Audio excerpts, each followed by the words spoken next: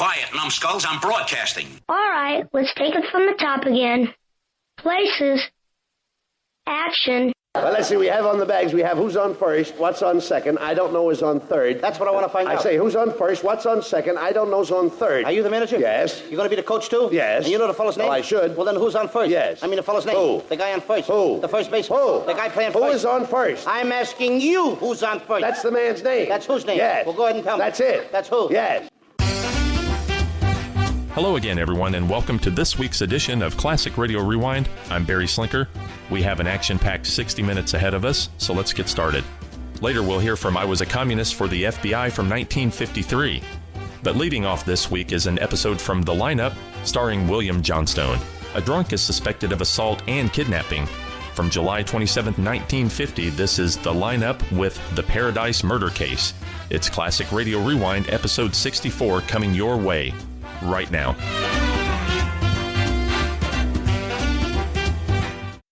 Ladies and gentlemen, we take you now behind the scenes of a police headquarters in a great American city, where under the cold, glaring lights will pass before us the innocent, the vagrant, the thief, the murderer. We take you now to The Lineup.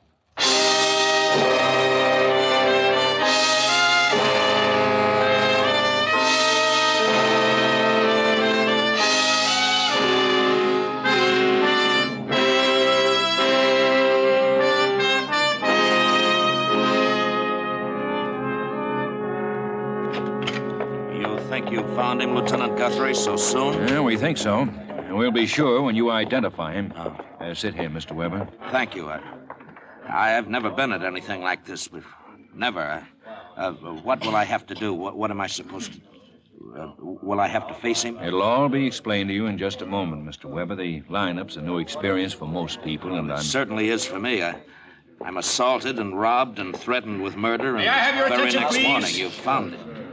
You people out there on the other side of the wire in the audience room, may I have your attention? That's Sergeant Greb. He's in charge of the Thank lineup. you. My name is Greb, Sergeant Matt Greb. I'll explain the lineup to you. Each of the suspects you will see will be numbered. I will call off a number, their name and charge. If you have any questions or identifications, please remember the number assigned to the prisoner as I call his name. At the end of each line, when I ask for questions or identifications, call out the number. If you are sure or not too sure of the suspect, have him held. The officers who took your name will assist you. They're seated among you. Please be prompt with your questions or identifications. He makes me nervous, Lieutenant. I may not When be the able prisoners to... leave here, they are sent about to it, the Mr. Weber. bathroom and You'll dressed do all back right. into their jail clothes. It makes it quite difficult to bring them back after they leave here. The questions I ask these suspects are merely to get a natural tone of voice, so do not pay too much attention to their answers, as they often lie. Bring on the line. All right, boys, all right, this way. You're the first boy. Huh? Yes, you. Don't stop. Keep moving. Walk to the end of the stage and take your place. The rest follow. Now turn and face front. Hands to your sides. Look straight ahead. You, the boy on the end, no whispering. Keep your faces front. The people out there are here to look at you.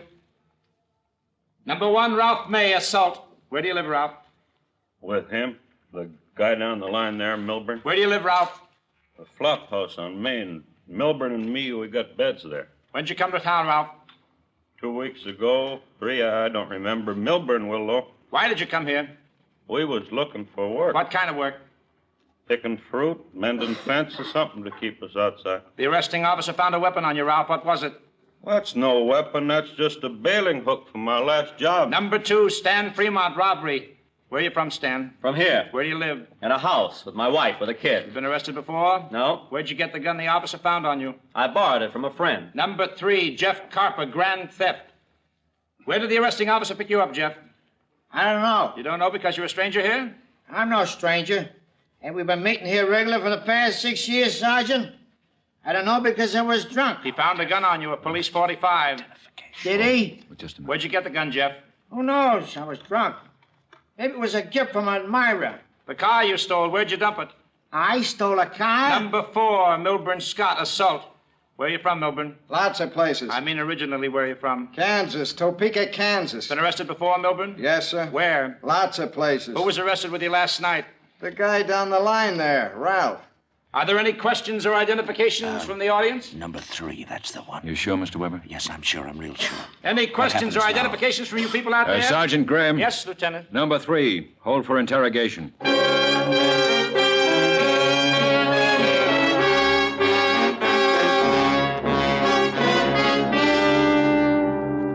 Back again, Copper. You were sitting in that chair last week, too, weren't you? The week before. Don't get too eager, Lieutenant. Copper, you know what this folder is I've got in my hand? Sure, you wave it at me every time. The record of me versus police. The record of you versus the police. May 1937, conviction of petty theft, 1 year. January 1939, conviction of robbery, 3 years.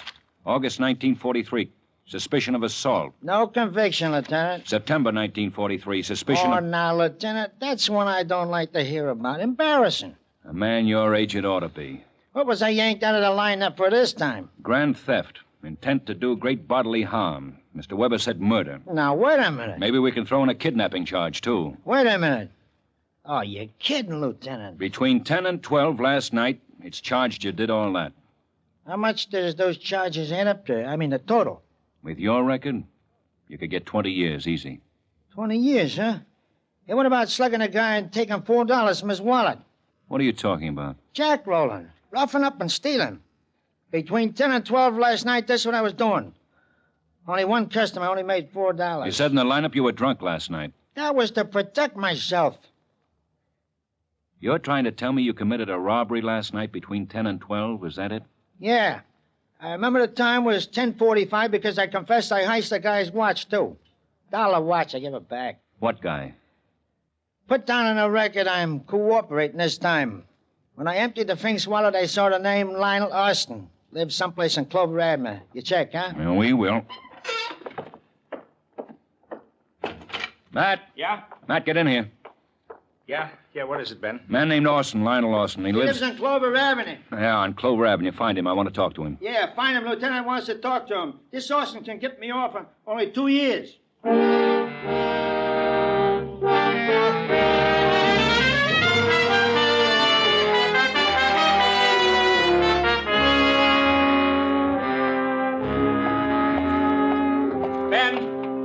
Ben. Hi, Matt.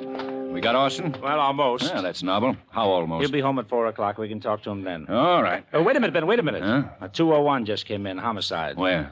Paradise Motel. You know, the one on top of Lookout Point.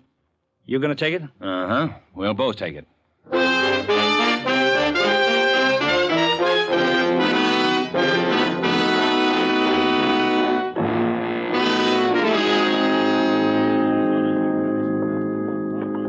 Hi, Ben. Matt. Hi, Doc. Hi.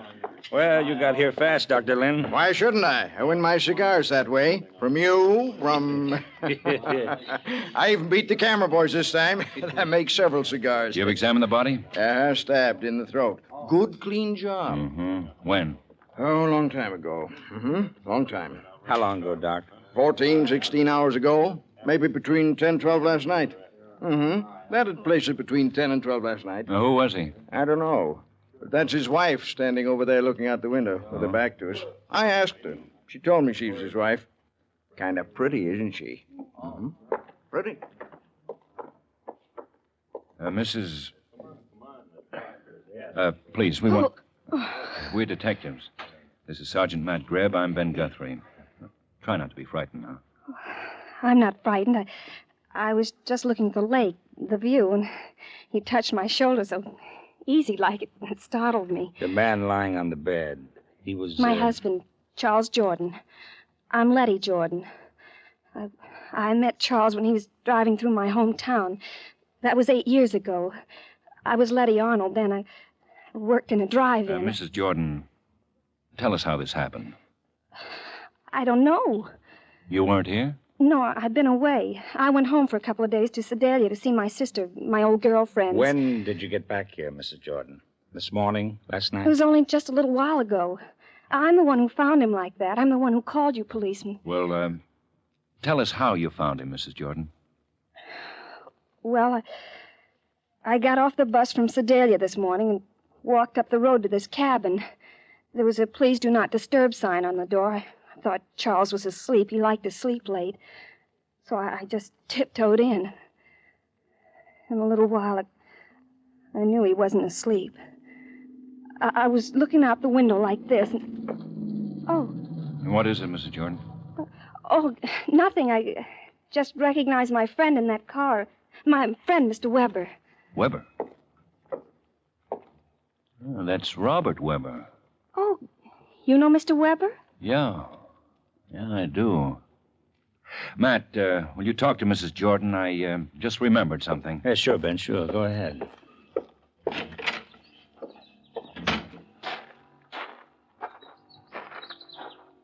Mr. Weber. Yeah? Oh, it's Lieutenant Guthrie. I didn't know you lived here, Mr. Weber. The Paradise Motel? Oh, I've lived here for a good long while. The view, the lake, it's very pleasant here. Oh, do you mind holding these packages for me, Lieutenant? I'll get the key to my cabin. Oh, sure. Thank you. There we go. Here, I'll take them now. It's a typical bachelor's place, Lieutenant. I'm afraid I haven't got much to offer you, but there ought to be a jigger of bourbon. Thanks, Mr. Weber. Not now. You, live here alone, you say? Oh, yes, yes. That makeup kit. What? On the radio there, the makeup kit. It's a woman's. And the initials are L.J. Who's L.J., Mr. Weber?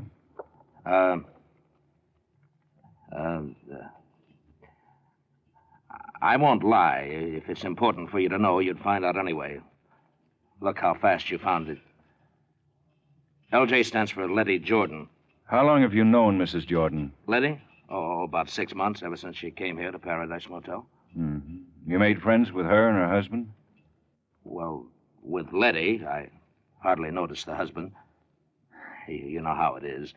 Living in paradise alone, you notice a girl like Letty. You try to make friends right off. What time were you held up last night, Mr. Weber? What? Oh, I told you, sometime between 10 and 12. Why? Why do you say between 10 and 12? Couldn't you be more specific? No, I couldn't. I left here around 10. The radio said it was 10. I went for a drive. And then that man I identified waved a gun at me, stole my things, my watch and everything, my car. I had to walk back, and it was 1 in the morning then, so it had to be between 10 and 12 sometime. Between 10 and 12. Eh, Mr. Weber? Yes, that's what I said, between 10... Why do you keep asking me that? Who's the criminal? I'm the one... A man who was murdered last night, Mr. Weber. Mrs. Jordan's husband, Charles, last night. Between 10 and 12, the coroner says. Letty's husband? While I was being robbed, huh? He was killed then, huh, Lieutenant? Then for Letty and me... Don't move away from Paradise, Mr. Weber. I want to keep in touch with you.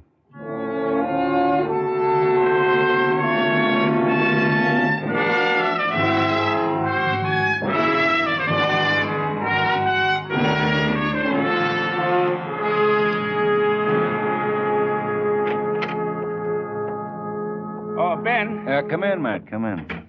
Sit down. You know what I think? I know. What I've been thinking, too. Only let's not jump at things, Matt. You figure Robert Weber's the murderer, don't you? Uh-huh, sure. Maybe. Look, Ben. Robert Weber drives his car out of town, abandons it. Reports to the police that between 10 and 12 last night, he was forced to drive his car out of town at the point of a gun. Had to hitchhike back. Go on. Then he comes to the lineup. Waits until a suspect with a known criminal record is questioned. Picks Carper, a suspect who can't account for his movements last night. So Mr. Weber points a finger at Carper and says, him. That's the man. Tricky. Yeah, tricky. Also the way it happened. I told you, let's not jump at it. Okay. No jumping. But admit it, Ben. It makes sense. Mr. Weber. Especially Mr. Weber. The way he made certain time was established. How many times did he mention the hours between 10 and 12? Oh, lots of times. And his motive. The old line. The classic. He's in love with another man's wife. Well, motive's there, all right. Well, start from there, Ben, with the motive. Man wants other man's wife. Kills man. Now, get an alibi. Weber does. Says he's being kidnapped, robbed, threatened at the time of the murder. Even tells us who does it. Jack Carper. Oh, brother. Well, let's not worry about it, Matt. We can prove it. Let's do it, huh? Well, we've got to wait an hour for Mr. Lionel Austin to get home. Yeah. Yeah, if Austin confirms he was rolled by Copper at 10:30 last night, we've got a murderer. Name Robert Weber. Imagine the guy picking out a man in the lineup for an alibi. Saying he was being worked over by Copper at the time of the murder. Weber's a killer. A clever, clever killer. Now, take it easy, Matt. We'll find out in an hour.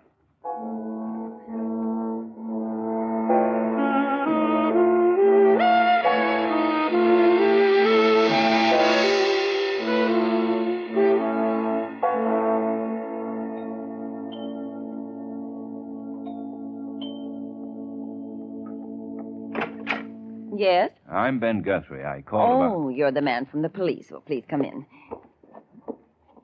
I'm Mrs. Austin. I talked with you on the phone. I'm Lionel's mother. Won't you sit down?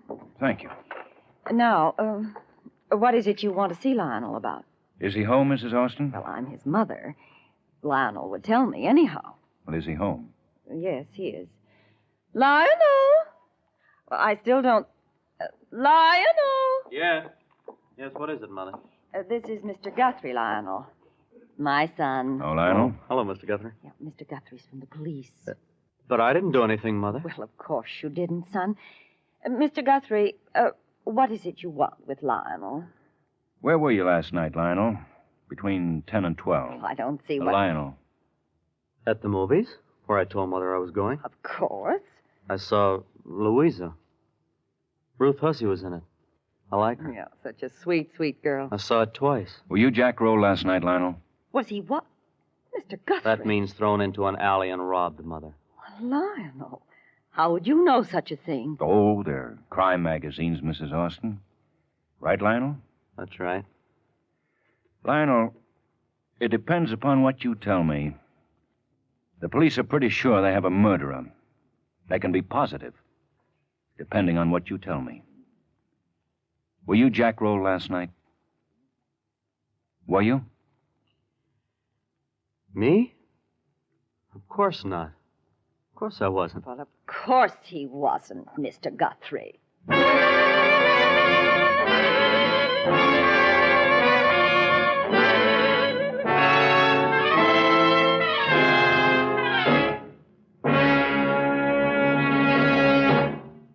A former president once said that the armed services offer every qualified young man a chance to perfect himself for the service of his country in some military capacity.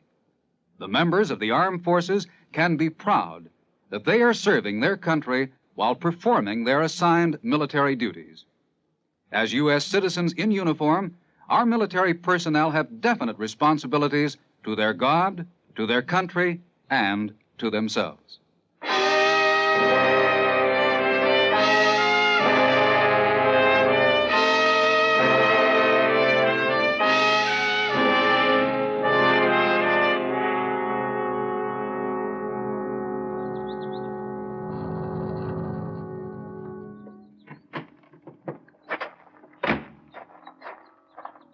Lieutenant? Huh? Lieutenant Guthrie. Where are you? Up here, Lieutenant. The dirt road to the left of the motel. That is, if you're looking for me. I am, Weber. I am.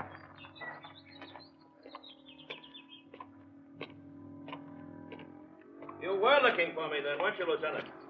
Otherwise, you wouldn't have climbed up to the hill from the motel. No, otherwise I wouldn't. But you'll find that it's worth it. Just for the view of the sunset alone. We're 300 feet above the lake here, Lieutenant. However, tell me again where you were between 10 and 12 last night. Perhaps you'd better meet my friend. Mr. Duff, this is Lieutenant Guthrie, the one I've been telling you about. Hello, Lieutenant. Mr. Duff. Weber, I think you'd rather talk to me alone. I don't think he will, Lieutenant. No? No. He'll talk to you only with me here. He's paying me for that. I'm his lawyer. Oh. You were wise, Mr. Weber. You will need a lawyer. But not for what you think, Lieutenant. For something else. Exactly, for something else. To protect him from you, Lieutenant. Oh? Exactly. It seems you're a great nuisance to my client, unnecessarily. You have disturbed my client's peace of mind, unnecessarily. You have made my client mentally ill with your allegations, your threats, unnecessarily. My client has had to consult a physician because you have too eagerly assumed that my client is, what, Lieutenant? A murderer. Ah, you admit it. You're prepared to arrest him for that charge? To suffer the consequences of a false arrest? Goodbye, Lieutenant. Say goodbye to the lieutenant, Mr. Weber. Don't bother. Maybe Letty Jordan will talk to me without a lawyer, Weber. Maybe, Lieutenant, but you won't find her here. Not at the Paradise Motel. Not anymore. Where? Is it all right to tell him, Mr. Duff? Mm-hmm. Try the Plaza Apartments, Lieutenant, on West Gladstone. This view. This breathtaking view. It's so peaceful. No, Mr. Duff?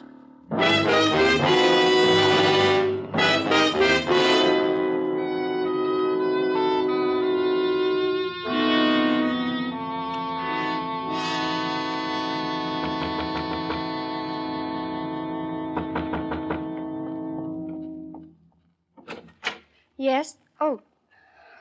Please come in, Mr. Guthrie. Thank you. Mr. Weber told me where to find you. I wasn't trying to run away. You could have gotten the information from the motel office. I left a forwarding address. You don't have to talk to me like... I wasn't making a point of it, Mrs. Jordan. I just wanted you to know how I found you. Moved here because... Maybe you could have lived in that motel after murder's been done there. Not me, not after what I realize that. I'm sorry. I didn't mean to upset you. Stay in that motel. You couldn't have grieved too much, Mrs. Jordan. I didn't say anything about grieving, did I? A dead man's been in a bed ahead of me. I'm a woman. I know. Squeamish. Now let's talk about the same thing. Let's talk about Robert Weber. I don't have to. How does it feel to be the reason why a man has killed another man? How would I know? You'd know. Weber killed your husband on account of you, Mrs. Jordan. Robert thinks I'm attractive, if that's what you want to know. I didn't ask you that. What's wrong if he thinks I'm attractive? Just because I'm married? No. No, then what? How did you feel about Weber? Just because I'm married, does that mean I can't feel some way about somebody? That doesn't mean I did something about it. I saw your makeup get in his cabin at the motel. So? When did you leave it there? When I got off the bus from Sedalia, I stopped in his cabin for a drink. What's wrong with that? Before you said hello to your husband? My husband didn't drink. I needed a drink. You and Weber are in love with one another, Mrs. Jordan. Weber told me that. He said you'd marry now that your husband... He said that? Robert said that? I'm holding you for complicity of murder, Mrs. Jordan. You're crazy. You both plotted to kill your husband. No. You really did go to Sedalia, Mrs. Jordan. I checked that, but you went after you plotted to kill your husband. No. There have been cases of death verdicts for complicity, Mrs. Jordan. He said we should get my husband out of the way, but he was kidding. Weber killed him, didn't he? Didn't he? But I didn't plot anything with him, Mr. Guthrie.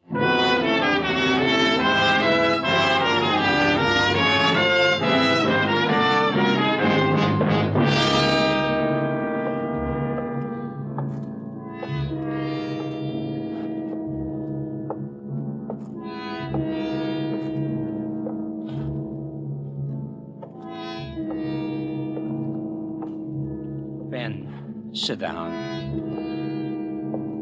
Ben, please, you've been walking up and down and round like an animal for a half an hour now. You don't say a word. It makes me nervous. I'm your friend, Ben. It makes me nervous the way you do that. I'm your friend, Ben, please. Weber killed Charles Jordan, didn't he, Matt? Uh-huh. You know he killed him. Well, don't tear my head off. I said uh-huh. Weber's girl, Letty, confessed he planned to kill her husband. Uh-huh. So he murdered her husband so he could have Letty to himself. Uh-huh. We could pick him up, charge him, try him, execute him because he's a murderer. We could do that, but we can't. He's got an airtight alibi.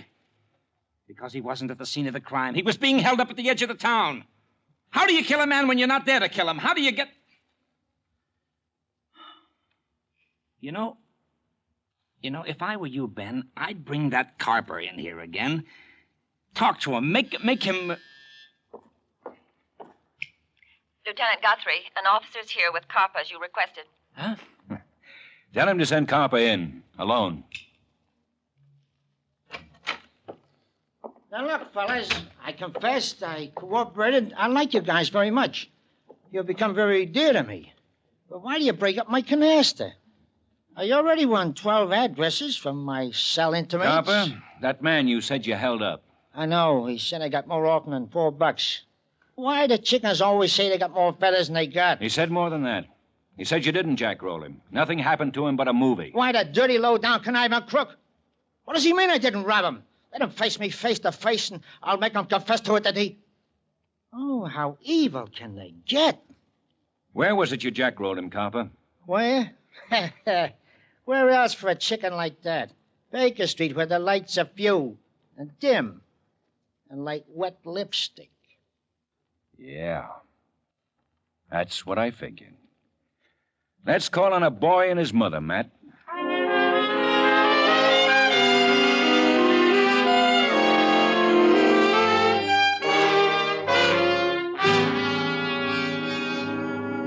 I don't understand, Mr. Guthrie.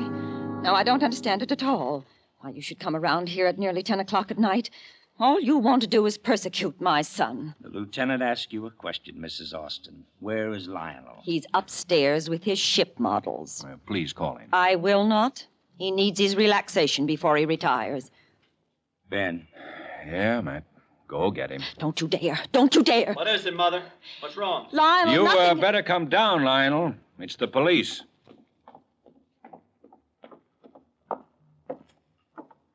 You don't have to talk to him, Lionel. Mother, don't get upset. I'll talk to these men. Why didn't you report to the police that you were robbed last night? I wasn't robbed. I told you that earlier in the day. I know you did, Lionel. But we think you're lying. My son never told a lie in his life.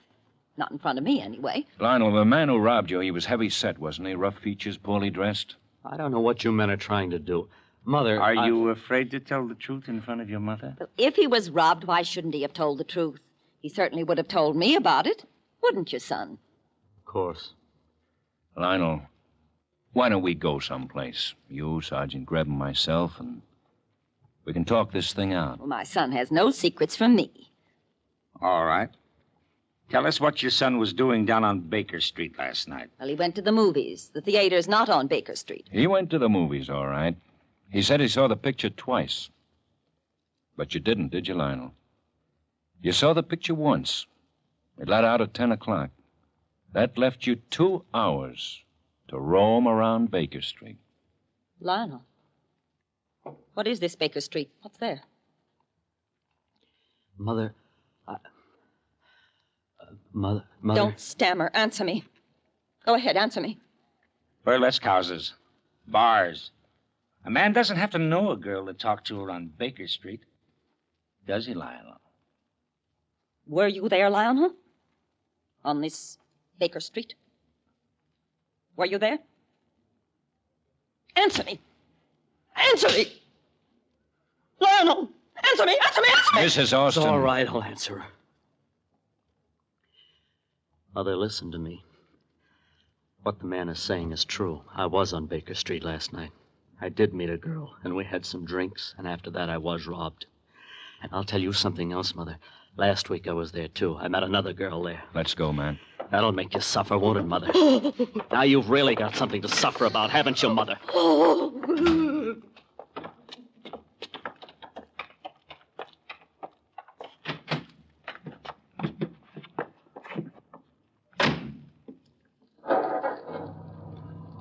Well, where to, Ben? Paradise Motel? Sure. That's where the murderer is, isn't it? And take it easy, man. Let's enjoy the view.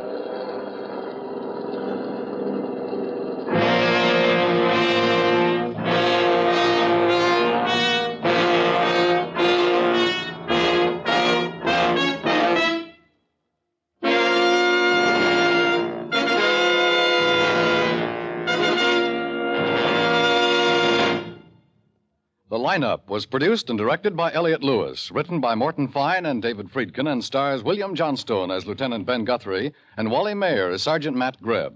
Music was composed and conducted by Eddie Dunstetter. Featured in tonight's cast were Irene Tedrow, Alvina Temple, William Conrad, Leo Cleary, Jack Edwards, Lou Merrill, and Stanley Farrar.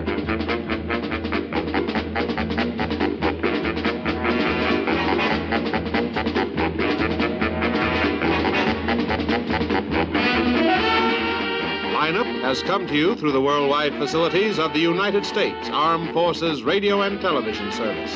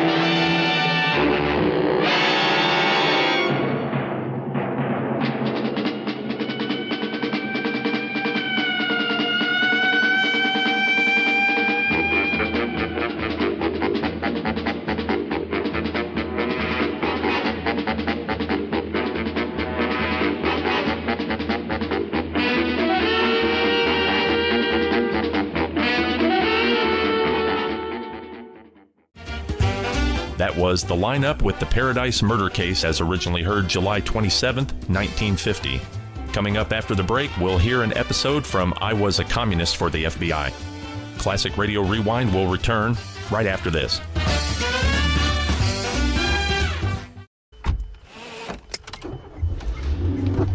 Mama, what does the chicken say? Chicken. Oh, okay. When the wolf? Oh, a wolf. Ooh! What about the tiny dog? Cat? Owl? Dolphin? What does the turkey say? Whale? Whale sound. Do the giraffe. Giraffe, really? Okay. Giraffe. You're not going to get it all right. Just make sure you nail the big stuff, like making sure your kids are buckled correctly in the right seat for their age and size. Get it right. Visit NHTSA.gov/the right seat. Brought to you by the National Highway Traffic Safety Administration and the Ad Council. Hey, wouldn't it be great if life came with a remote control? You know, you could hit pause when you needed to, or hit rewind. Like that time you knocked down that wasp's nest. Uh-oh. Or that time you forgot to roll up your windows in the car wash. Fantastic. Yeah, a remote control would have come in handy then. Well, life doesn't always give you time to change the outcome, but prediabetes does. With early diagnosis and a few healthy changes like managing your weight, getting active, stopping smoking, and eating healthier, you can stop prediabetes before it leads to type 2 diabetes. It's easy to learn your risk. Take the 1-minute test today at doihaveprediabetes.org. Life doesn't come with a remote control. Yikes! So you're on your own with the wasps.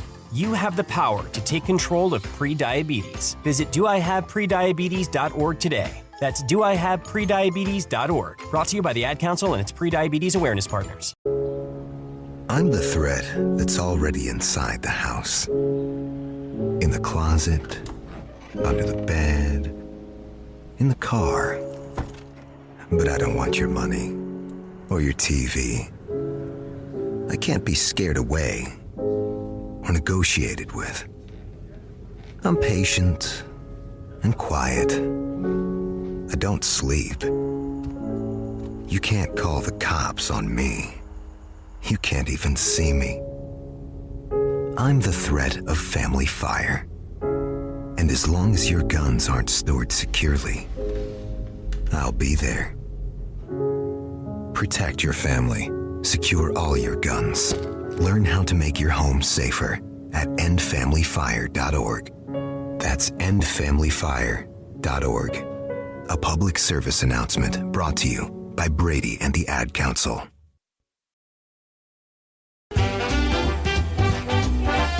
Welcome back to Classic Radio Rewind. I'm Barry Slinker, and coming up next, we're going to hear an episode from I Was a Communist for the FBI starring Dana Andrews. Cvetic is a suspect in the death of a blind date he never even met.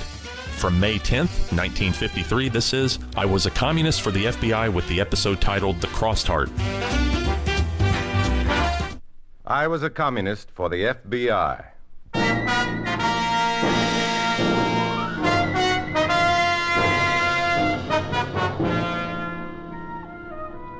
Starring Dana Andrews in an exciting tale of danger and espionage. I was a communist for the FBI.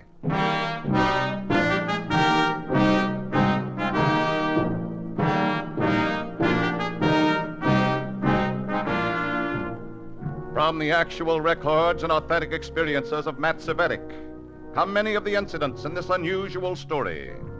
Here is our star, Dana Andrews, as Matt Cvetic, who for 9 fantastic years lived as a communist for the FBI. The heart is deceitful above all things and desperately wicked. You'll find that quotation in the Bible.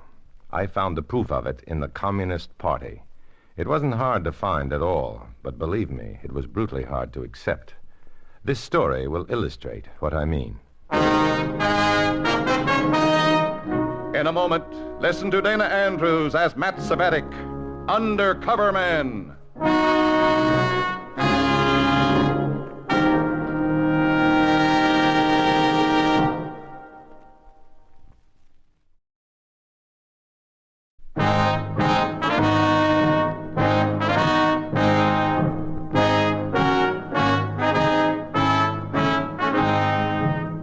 Now, here is Dana Andrews as Matt Cvetic, Undercover Man.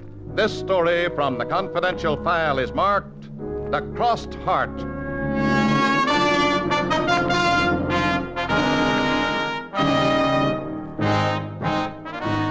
A strange town miles from home. You know what it's like. You walk the streets looking for secrets or surprises. Study the crowds, the blur of bland, impersonal faces, seeking someone you might know, something familiar to give you that sense of belonging. That's how it usually is with strangers, but I was an unusual stranger. My visit to this town was sponsored by the Communist Party. I wasn't permitted to take my natural instincts with me. Every instinct, every action and reaction was planned and prescribed by my far-seeing red comrades. I was to report to this address, a private residence. I was to ask for a Mrs. Breen. Then I was to let nature, as authorized by the commies, take its course. Well, how do you do? Good evening. I'm looking for Mrs. Breen. I'm Mrs. Breen. Won't you come in? You? Come in, young man, come in. Or you'll catch your death out there.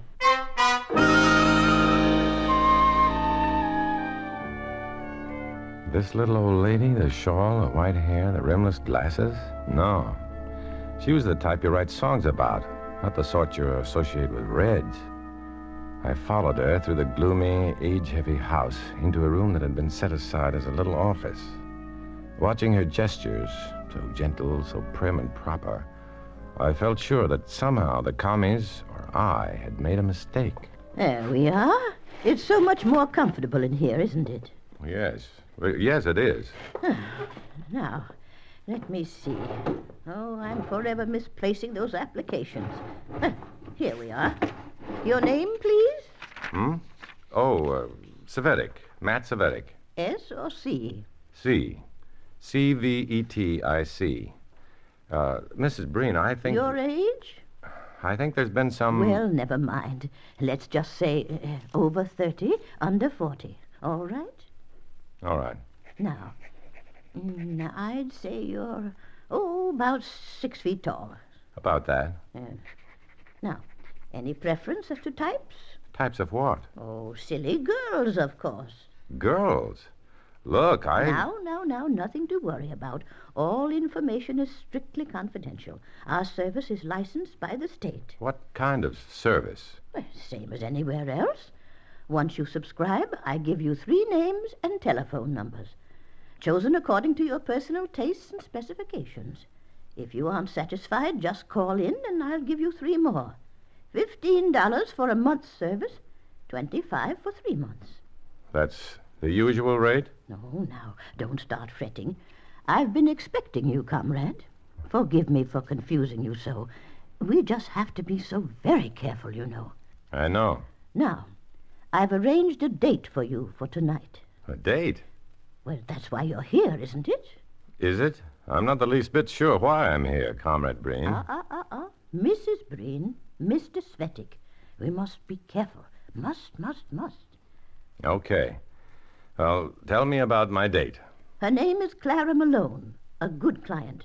A very important client to the club. I see. She's a widow with quite a bit of money. Rather pretty, too. You call for her, take her to dinner, and most important, you'll collect an envelope from her. What's in it? Money. She owes the club some money. See that you bring it to me immediately. Now, here's her name, her phone number, her address.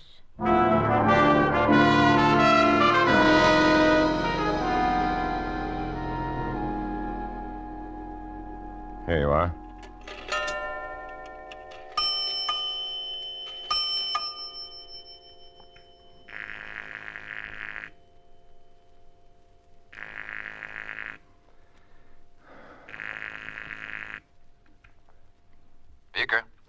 Beaker, this is Red. Oh, good. I just joined a Lonely Hearts Club. What? A Lonely Hearts Club. Some kind of commie front. How come? Well, I don't know yet. I'll know more after tonight. What's tonight? My first date. Clara Malone, a wealthy widow, I understand. I called her a while ago and got no answer. Well, keep at it, Matt. If we can do anything from this office. Well, not yet. Just be there when I need you.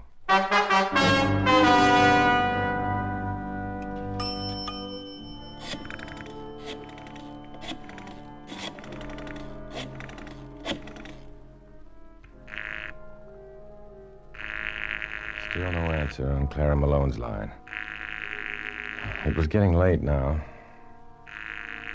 Mrs. Breen's place was closed, and I couldn't risk violating party orders.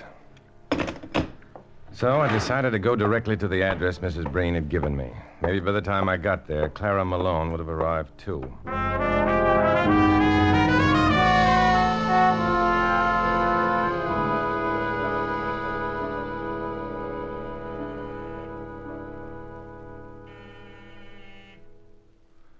She wasn't home yet, I guess.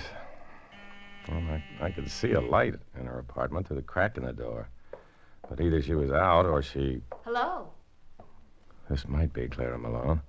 She didn't look like she needed a Lonely Hearts Club to supply her with dates, but then you never know. She came straight for this apartment. Looking for someone? Oh, yes. I was looking for Miss Malone. I'm Miss Malone. Clara Malone? Oh, no, I'm Judith, Clara's sister. Isn't she home yet? Well, she hasn't answered the door. That's funny. Is there anything I can do? Not exactly. See, Clara and I have a date for tonight. Oh. Well, come on in, then. She should be home any minute. All right. She might have run down to the store or... What's the matter? Clara! Clara!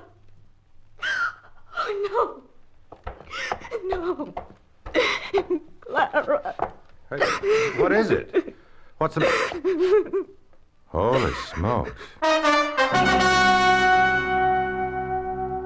Clara Malone had a good reason for not answering the door. She was dead. My first instincts told me to get out of there fast. But from the looks of things, her death was a suicide. And Judith wasted no time in calling the police. The police inspector, a tired, shabby little guy named Bychek, thought it was a suicide, too, but he wasn't sure. And in his job, he had to be sure. Sorry we had to bring you two all the way down here, but you know how it is. Sit down, Miss Malone. Thank you, Inspector. Yeah, you too. What's your name again? Cvetic. That's right. You were a friend of the deceased, Cvetic? No, I never saw her before tonight. This is my first day in town. Well, you told me you had a date with Clara. Well, yes, it was a blind date. A mutual friend. How about it, Miss Malone? This guy a friend of your sister's? I don't know, Inspector. Don't you share that apartment with your sister? Yes, but Clara dated a lot of men I knew nothing about. Too many, I suppose. Too many? She's been terribly unhappy since her husband died. Lonely and unhappy. Any special reason for killing herself? Finances? No. She inherited a lot of money from her husband. She didn't care about money much. Inspector, do you think it wasn't suicide? I mean, do you think that Clara was... Oh, it looks like suicide, all right, Miss Malone. Probably is. But the coroner's report isn't in yet. There are a few funny angles to this mess. But who? Who would want to hurt Clara? She was a lonely widow. She had money. She dated a lot of strange guys. Too many, you said. Like Cvetic here. Somehow he knew her phone number and address, but he didn't know her. Now, just a minute, Inspector. I'm a cop, Cvetic. My job don't give me much time to trust people. Listen, Never mind, skip it.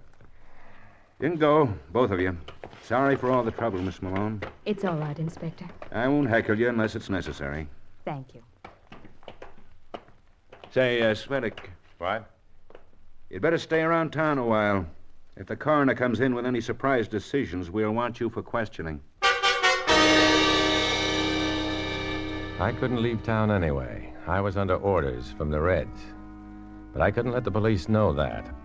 I had some vital questions to put to sweet old Mrs. Breen, like how did the Reds figure in Clara's death? If it was murder, was I to be the patsy for the party? But she wasn't to be found. Her house was dark, locked up. I waited around a while. No use. I headed for my hotel to get some sleep.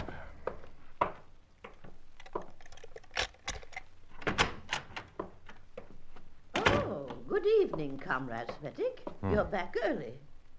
How did you get in here? Now, please don't be angry with me. I told the room clerk I was your mother, and I wanted to surprise you. Well, you did. You're full of surprises. I just didn't want you to be burdened too long with that envelope.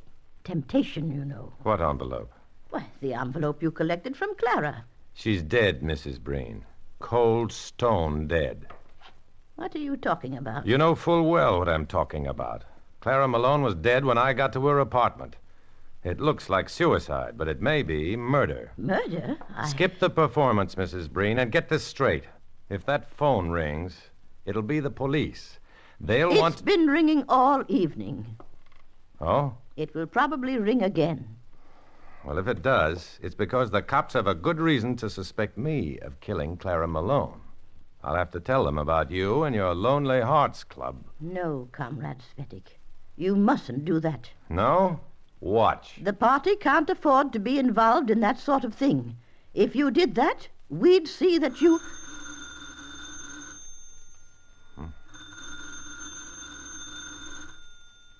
The phone, Comrade Cvetic. Well, aren't you going to answer it?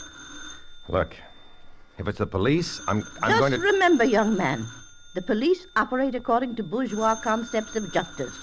The party has its own concepts. Yeah, I know. You'd better answer the phone. Answer it, comrade, right now. Hello?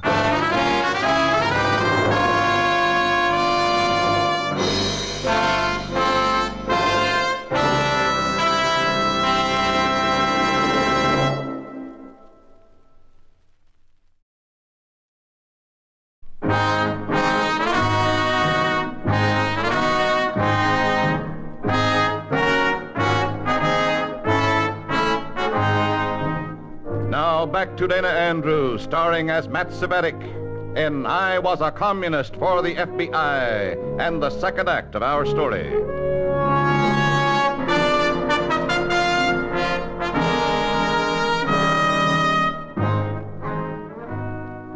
The telephone can be an instrument of torture, and right now, I was its victim. The receiver was at my ear. I'd spoken a greeting into the mouthpiece. Then there was a moment's silence. Bitter, excruciating silence. A glance at Mrs. Breen, standing at my elbow, told me that a murder charge would be delightful compared to what the commies would do to me if I told the truth to the police. Hello, Cvetic? Yes? Inspector Bycheck at police headquarters. I've been trying to get you all evening. What do you want? You? Better get down here for some more questioning. Now? Well, it's pretty late. Now. You got the coroner's report? Yeah.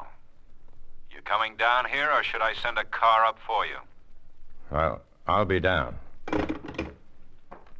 I was saying, comrade, the party has its own way of treating those who violate its confidence. You mean they'd let me be charged with a murder I didn't commit? Well, what can they do, comrade? After all, what's more important, the life of one young man or the life of the proletariat revolt?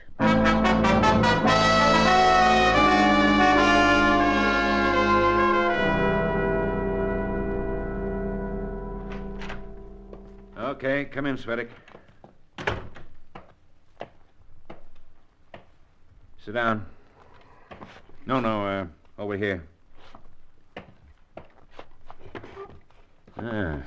You look nervous.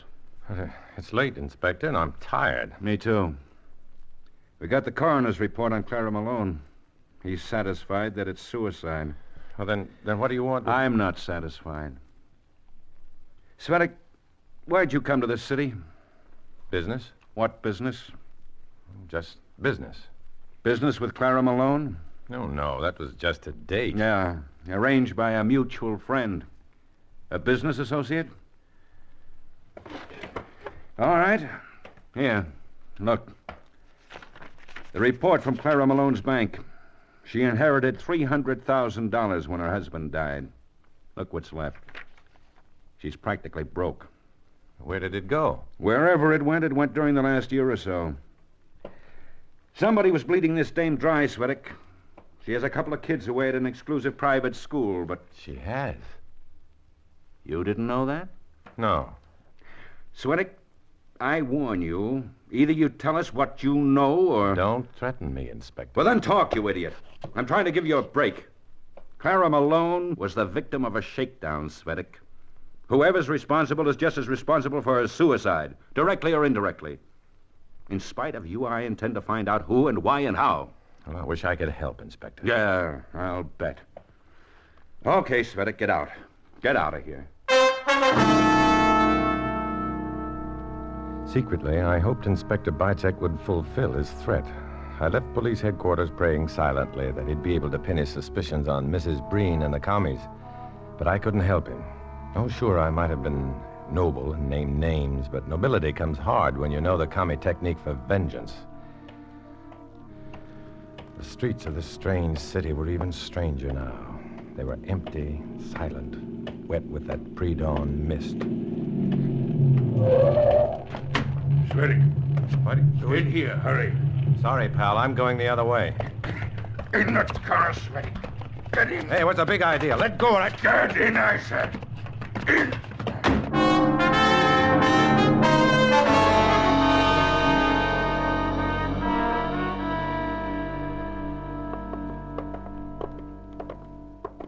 Ah, good. Thank you, George. Any trouble? No trouble, Comrade Breen. You keep mighty odd hours for a woman of your age, Mrs. Breen. I'm dedicated to my work. It makes a difference. That's all for now, George. Okay. Are you all right, Comrade Cvetic? No, I don't like being shoved around by that goon boy of yours. Please, Comrade Cvetic. I'd like to know what you told the police. Nothing. Oh, now, Comrade. If I did tell them anything about you or this club, don't you think you'd know by now? Well, you're right, of course. Do the police know anything about us? Just hunches. The coroner called Clara Malone's death a suicide. But the inspector thinks there's blackmail involved. Where did he learn that? Well, he's not a fool, you know. He checked Clara's bank account and learned that she went through a lot of money in a big hurry. I wonder how much that sister of hers knows. Not too much from what I could see. We've got to be sure, Comrade. We've got to be sure. Well, she Would you mind finding out for me, please? What? Well, you've met Judith. You've talked with her. Find out what she knows about the club, the blackmail, anything. If she knows more than she should, then... Then what? We'll see. We'll see. Your job now is to find out what she knows before she tells the police.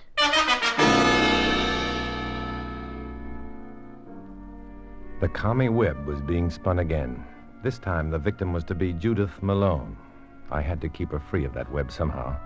But I had to keep myself clear of the web, too. Maybe there was a way, some way, to turn the web against the spinner, to strangle the commies with their own vicious weapon. It was worth a try, one good try. Beaker? Beaker, this is Red. Hi, what's up? I need some bugs and lines, fast. Small mics, okay. They don't know you at the local field office, do they? No. All right, I'll call them from here. Is there a grocery store near you? Any grocery store? Yeah, Rogers Market down the street. There'll be a package for you there in an hour. What name do you want to use? Oh, Matthews. Okay. Pick up your groceries in an hour, Mr. Matthews. And my groceries were waiting for me in an hour. The package was camouflaged pretty well, but I knew the equipment I needed was there. Coils of wire, small microphones, earphones, the works. My next step was to call Mrs. Breen and tell some whoppers. You mean she knows the whole story? Yeah, Clara told her everything. But Judith has a pretty sensible attitude about it. Has she told the police yet? No, she's more sensible than that. There's one simple way to keep Judith quiet. Oh, don't be foolish. We can't use violence now. It would just create more suspicion. Violence, no. Terms, yes. Did she tell you that? She hinted at it pretty strongly. You'd better phone her, make an appointment, make her an offer. Shall I visit her place? No, cops all over the neighborhood. Well, how can I get her to come here? Tell her you realize that silence is golden. Tell her you have some important information about her sister. That should do it, I hope. I checked in at Mrs. Breen's place later and learned that she'd made an appointment with Judith Malone for 8:30 that night. About 6 o'clock, Mrs. Breen decided to go out for a bite to eat. Want to join me, Comrade Cvetic? No, thanks. I'll stay here.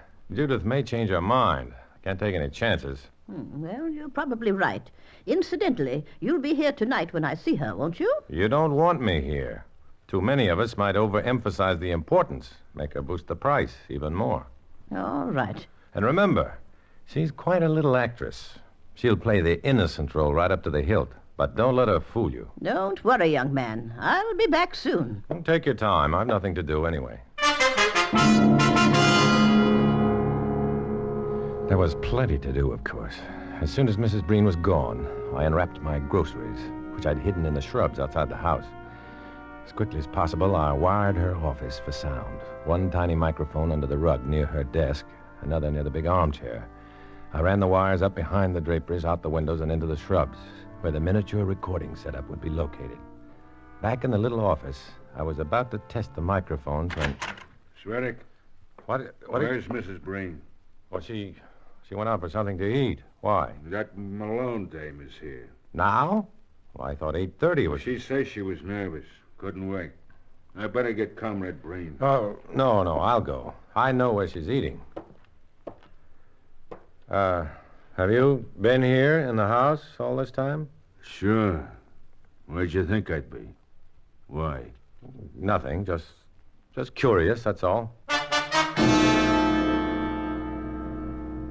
I went out the back door to avoid Judith. There was no chance to test the equipment now. No chance for anything but cold, naked luck. When Mrs. Breen went inside to meet Judith, I ducked behind the shrubbery, switched on the recorder, adjusted the earphone, and prayed. Oh, come on, pick it up. Pick it up. Come on, please. Pick it up, please. About time we got straight to the point, Miss Malone. I'm willing to pay any reasonable price for your silence. Silence? What have I to be silent about? Oh, let's stop playing possum, young lady. We'll go to any lengths to stop you from telling the police what you know. We prefer to do business on a purely financial basis. So here are my terms, and I expect you to accept them.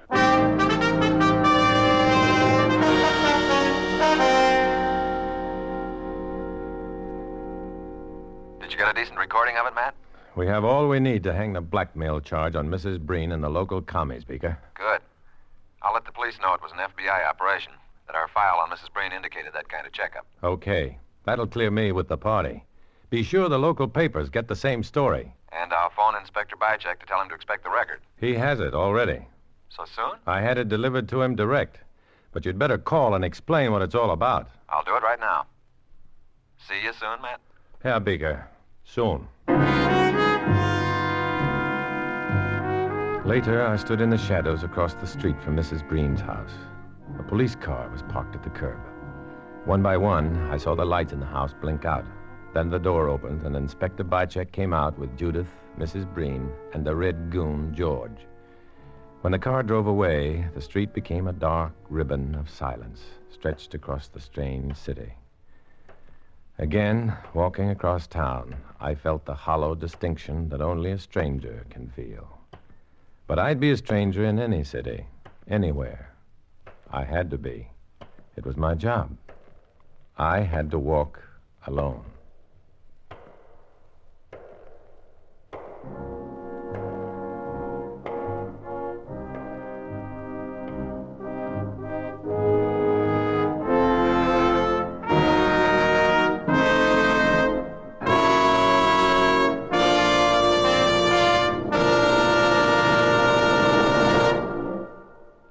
Dana Andrews will return in just a moment.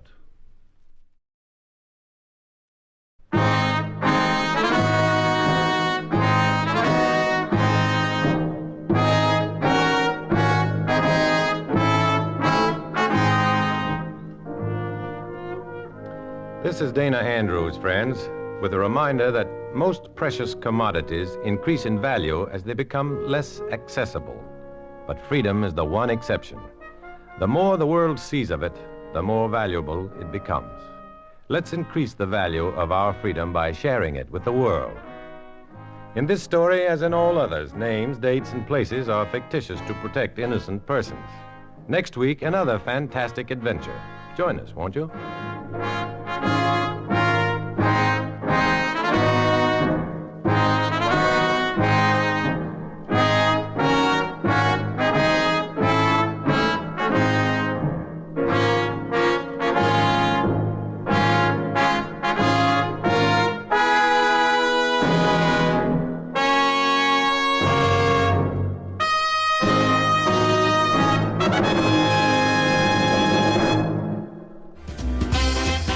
That was I Was a Communist for the FBI with the episode titled The Crossed Heart, as originally heard May 10th, 1953. One final programming reminder that coming up this weekend, Memorial Day weekend, Old Time Radio USA is bringing you the unforgettable Box 13 Marathon. Every single episode of the legendary detective series in chronological order, starring the one and only Alan Ladd. This begins Sunday, May 25th, beginning at 6 a.m. Eastern Time. And on Memorial Day itself, join us for our Remember and Honor special, paying tribute to those who made the ultimate sacrifice for our country. Through classic wartime broadcasts and heartfelt stories, we reflect on the legacy of our heroes. This all begins this Sunday only on Old Time Radio USA. Mark your calendars because you won't want to miss both exciting specials. Coming up next time on Classic Radio Rewind, we're going to hear from Groucho Marx and You Bet Your Life, and also from Tarzan, Lord of the Jungle. So make sure you hit that subscribe button wherever you listen to this podcast to make sure you get notified of the latest episodes. Don't forget our 4 live streaming old-time radio stations streaming live right now on our WOTR Radio Network website. As always, I thank you for being with us this week, and I hope you'll join us next week as we bring you more from the golden age of radio. And until then, for Classic Radio Rewind and the WOTR Radio Network, this is Barry Slinker saying goodbye for now. Classic Radio Rewind is a production of the WOTR Radio Network. For more Classic Radio Rewind and to listen to any of the WOTR Radio Network stations, go to www.wotrradionetwork.com.